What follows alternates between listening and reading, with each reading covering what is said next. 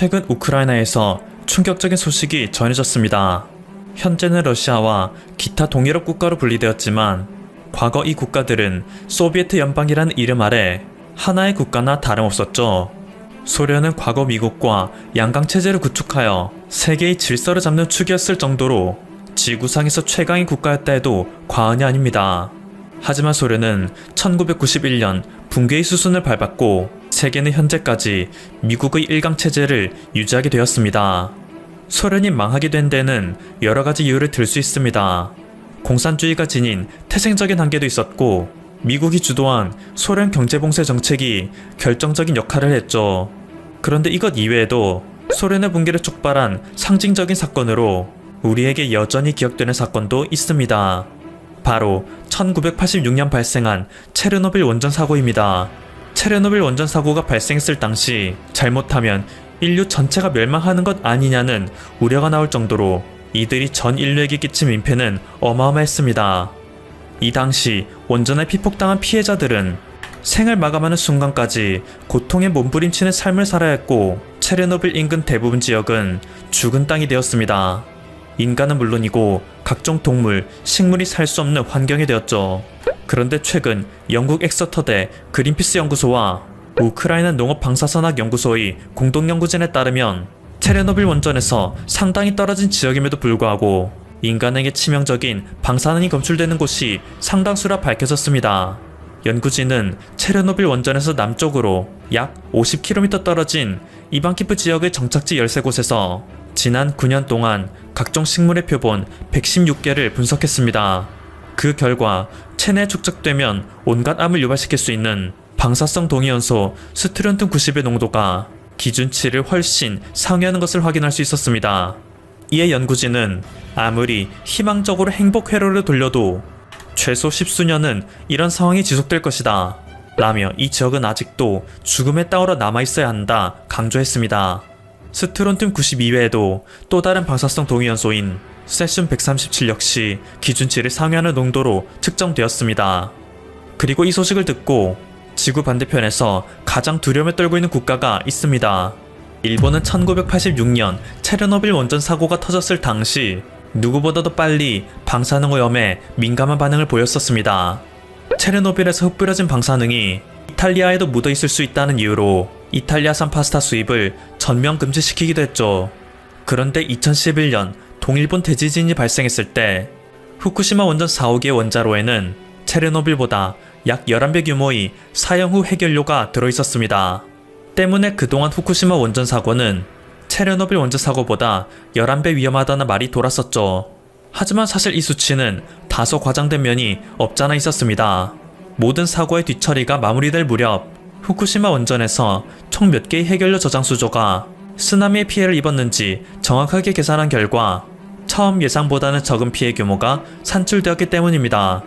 체르노빌 사고의 11배가 아니라 많이 쳐줘도 3배라는 조사 결과가 나왔는데요. 일본에서는 이를 근거로 각종 악의적인 기사들이 세계 곳곳에서 일본의 이미지를 깎아내리려 한다라며 자신들의 결백함을 주장하였습니다. 그런데 사실 체르노빌의 11배든 3배든 인류 멸망의 문을 살짝 열어볼 수준이었다는 것은 똑같습니다. 그리고 사고 후 30년이 넘게 지난 체르노빌 원전 역시 아직까지도 인근 일대를 초토화시킨 상태인데 체르노빌보다 최소 3배의 방사능 피해를 야기한 후쿠시마 원전은 수백 년이 지나도 개선될 가능성이 없다는 게 정론이죠. 일본은 이러한 팩트는 애써 무시하고 온갖 여론전을 통해 재기를 꿈꾸고 있는 상황입니다. 그런데 이러한 일본의 계획에 심각한 타격을 입힌 국가가 있습니다. 바로 대한민국입니다. 2019년 4월은 한국에게 있어, 아니 전 인류에게 있어 기념비적인 날이나 마찬가지입니다. 일본이 전 세계에 막대한 로비금을 쏟아부으며 후쿠시마 원전 사고의 피해를 축소하고 있었지만 한국이 이 모든 것을 수포로 돌려놓은 날이기 때문인데요. 국제무역기구 WTO의 후쿠시마 수산물 분쟁에서 한국은 일본을 상대로 역전대승을 거두었습니다. 만약 한국이 일본을 상대로 3심에서도 참패를 했더라면 현재의 세계는 지금과 상당히 다른 모습이었을 것입니다. 이미 한국을 포함한 수많은 국가들은 일본 후쿠시마의 농수산물을 수입하고 있었을 테고 이에 반대하는 시민들의 시위가 날마다 끊이지 않아 하루하루가 혼돈의 나날이었을 테죠. 하지만 한국의 유명희 산업통상자원부 통상교섭본부장은 우리 국민들의 안전한 밥상을 지켜주었습니다. 때문에 유명희 본부장은 국민들의 열렬한 지지를 받을 수 있었고, 그녀가 그동안 쌓아왔던 경력을 인정받아 현재는 WTO 사무총장 선거 결승까지 올라갈 수 있었던 것입니다. 그런데 최근 유명희 본부장 이외에도 후쿠시마 몇 분쟁 승리에 혁혁한 공을 세운 또 다른 영웅의 존재가 밝혀져 네티즌들의 이목을 끌고 있습니다. 산업통상자원부 소속 정하늘 통상분쟁 대응과장이 그 주인공입니다. 그는 WTO 분쟁을 승리로 이끈 공을 인정받아 한국에서 유례없는 초고속 승진을 기록하고 있다는데요. 지난 30일 산업부에 따르면 4급 서기관이었던 그는 최근 인사에서 3급 부의사관으로 승진하였다고 합니다. 미국의 변호사 출신이었던 그는 2018년 4월 경력 개방형 지위로 산업부에 들어와 단 2년 반 만에 3급 부의사관이 된 것입니다. 일반적으로 공무원들이 서기관에서 부의사관으로 승진하는데 14에서 15년가량이 걸린다는 점을 생각하면 비정상적일 정도로 빠른 속도임을 알 수 있습니다. 이에 따라 그의 독특한 이력도 세간의 주목을 받고 있는데요. 미국 뉴욕 주립대의 철학, 정치학과를 거쳐 일리노이드에서 법학을 공부한 그는 법학 전문 석사를 취득한 뒤 워싱턴 DC에서 통상 전문 변호사 자격증을 취득한 초엘리트입니다.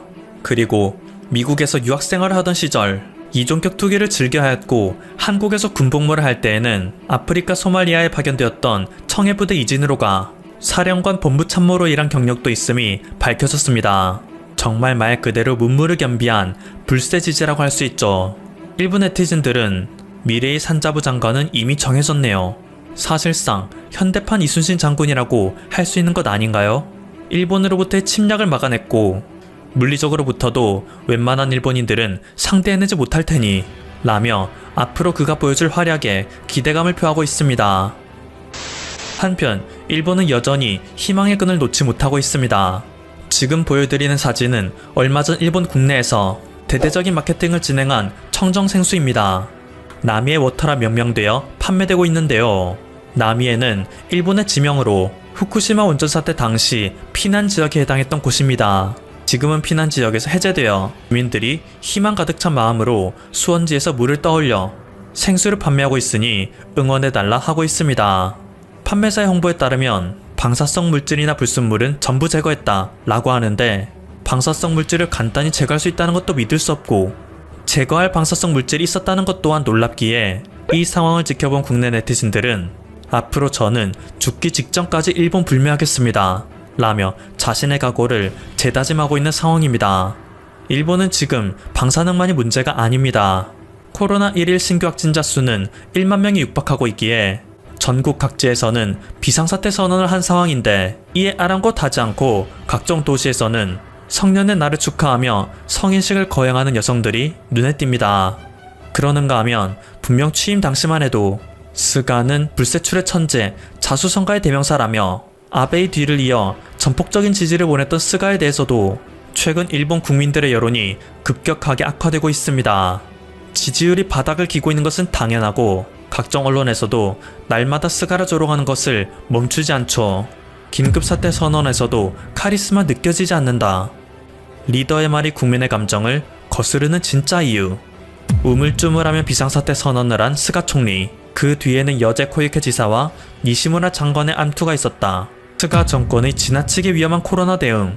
일본은 동아시아의 패배자로 전락했다 라는 가벼운 수준의 비판도 있지만 1분의 1회 이상 등장하는 입버릇. 스가 총리의 말투가 국민들의 불안감과 절망감을 증폭시키는 이유 라며 한국에서는 상상하기도 힘든 인신공격 역시 이루어지고 있는 모습이 보입니다. 아직 임기 반년도 지나지 않았는데 그 짧은 기간 동안 이렇게 민심을 악화시킬 수 있다니 놀라울 따름입니다. 지난해 일본에서 코로나19 집단 감염 사태가 발생했던 크루즈선 다이아몬드 프린세스호가 최근 투어 재개를 추진하고 있다고 합니다. 다가오는 7월 1일부터 재개되는 크루즈 투어에서는 일본의 수도권인 요코하마에서 출항해 제주도 나가사키를 거쳐 요코하마로 돌아오는 코스가 준비되어 있는데요. 한국인들조차 코로나19의 확산을 우려하여 방문을 자제하고 있는 제주도에 일본의 다이아몬드 프린세스호가 귀화하기를 희망한다니 이에 대한 국내 네티즌들의 반발이 하늘을 찌르고 있습니다. 더군다나 8월의 일정을 보면 기항지에 부산도 포함되어 있는데 일본은 코로나19가 발발했을 당시 한국에 대해 기습적으로 비자 면제 특례 조치를 중단시켰으며 현재는 모든 외국인에 대한 입국 금지 조치를 시행하고 있습니다. 그런 나라에 대해서 우리나라가 왜 문호를 개방해줘야 하는지 결사 반대하는 네티즌들의 분노는 쉽게 사그라들 기미가 보이지 않습니다. 지금까지 퍼블튜브였습니다. 여러분의 구독과 좋아요 그리고 알림 설정은 콘텐츠 제작에 큰 힘이 됩니다. 감사합니다. 현재 일본의 차기 총리는 스가 요시히데 관방장관으로 사실상 확정되었습니다. 스가 장관은 일본 정계에서 흔치 않은 흑수저 성공 신화로 유명합니다. 아베나 아소 등 잘나가는 정치인 대부분이 2세이자 금수저인 것과 대조됩니다. 지난 2일 스가 장관은 자민당 총재 선거 출마 기자회견에서 이렇게 말했습니다. 잠시 저의 배경을 말하겠습니다. 저는 눈이 많이 내리는 아키타 농가의 장남으로 태어나 고향에서 고등학교까지 졸업했습니다. 졸업 후 농가를 잊고 싶지 않아서 취직을 하려고 도쿄로 왔습니다. 하지만 이것이 거짓말이라는 게 한 주간지에 의해서 폭로되었습니다. 미담이 과장되었다는 걸 터뜨린 언론은 슈칸 분슌, 우리말로 주간 문춘입니다. 슈칸 분슌은 일본의 대표적인 황색 언론입니다. 황색 언론이란 원시적 본능을 자극하고 흥미 위주의 보도를 하는 선정주의적 경향의 언론입니다. 그런데 이 언론이 일본 현지에서 얼마나 인기가 높으냐면 세계적인 출판업계의 불황에도 수십만 권씩 팔려나갈 정도입니다. 슈칸 분슌이 내보낸 제목도 무척 자극적입니다. 스가 요시히데 미담의 이면 집단 취직은 가짜였다. 스가는 빈농이 아닌 부유농가에서 자랐다. 언론에 따르면 스가의 아버지는 태평양 전쟁 중 남만주 철도 회사에서 엘리트 직원으로 근무했습니다. 이후 전쟁이 끝나고 부인 두 딸과 함께 아키타현으로 돌아와 농업을 시작했습니다. 슈칸 분슈는 현지 딸기 농업인의 말까지 인용했습니다.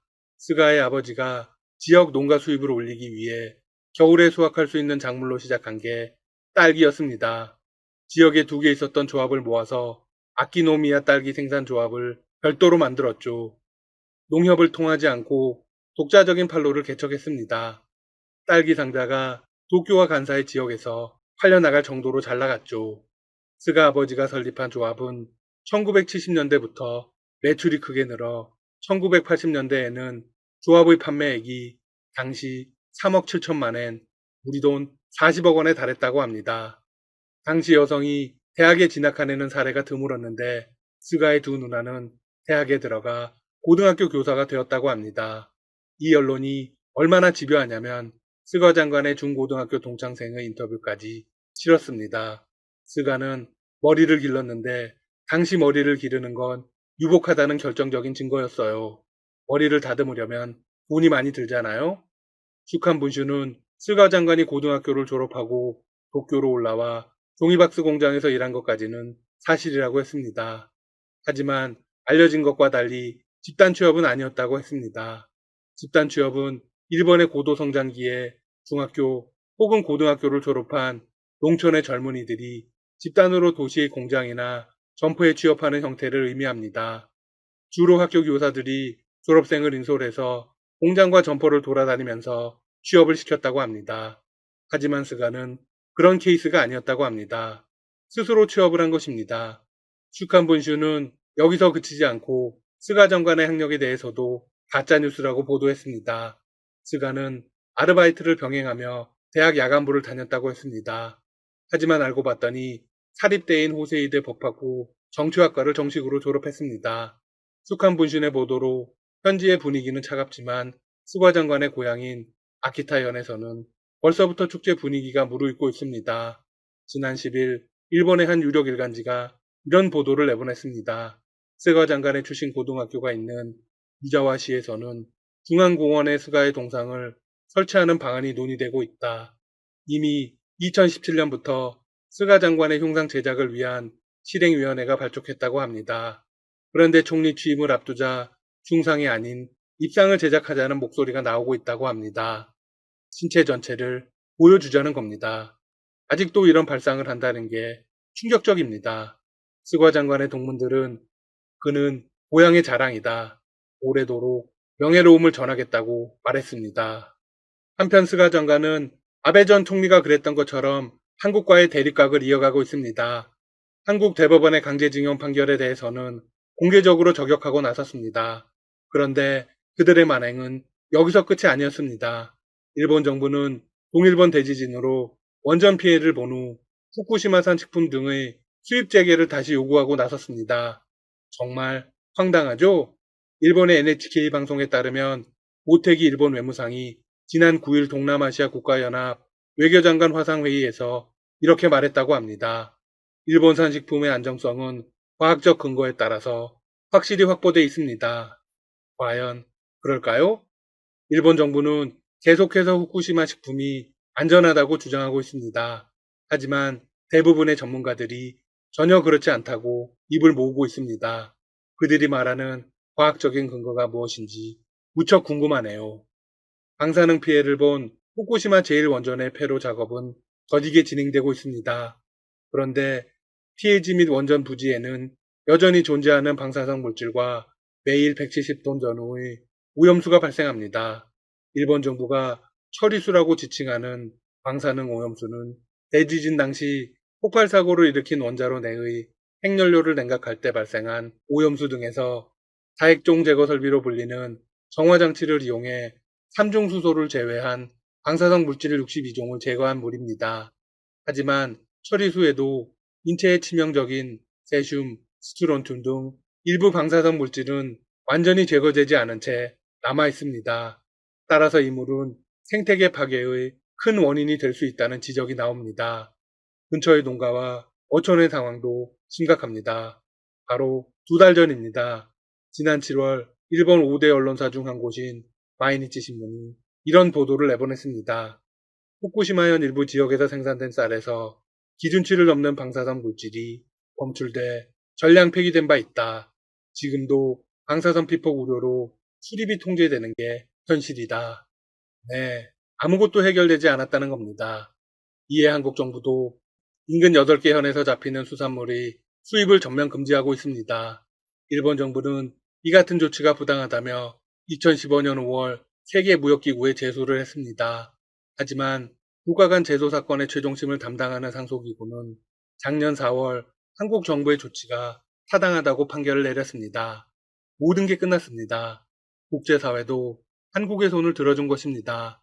그런데도 일본은 한국을 비롯해 후쿠시마산 수산물 수입을 금지하고 있는 나라들을 향해 규제 철폐를 끈질기게 요구하고 있습니다. 이런 가운데 일본 정부가 방사능 오염수를 해양에 처분하는 방안을 검토하면서 국제사회는 물론이고 일본 현지에서도 큰 논란이 되고 있습니다. 마이니치 신문에 따르면 후쿠시마현 의회 상당수가 반대 의견서를 가결했습니다. 반대의 이유는 해양 방출이 결정되면 소문으로 인해서 피해가 더 커질 것이기 때문입니다. 일본 당국은 이와 관련해 아무런 대책이 없습니다. 해양 방출 조치는 아베 총리가 추진했던 것입니다. 연내에 처분하고 싶다고 했습니다. 하지만 스가로 바뀌었으니 앞으로의 상황은 일단 알 수 없게 되었습니다. 확실한 진실은 절대로 해서는 안 되는 일이라는 겁니다. 만약 오염수가 쏟아지면 전 인류에게 큰 재앙이 될 것이 분명합니다. 한국 정부도 더욱 강하게 나와야 합니다. 지금까지 닥터시사TV였습니다. 여러분 시청해주셔서 감사합니다. 구독과 좋아요 부탁드립니다.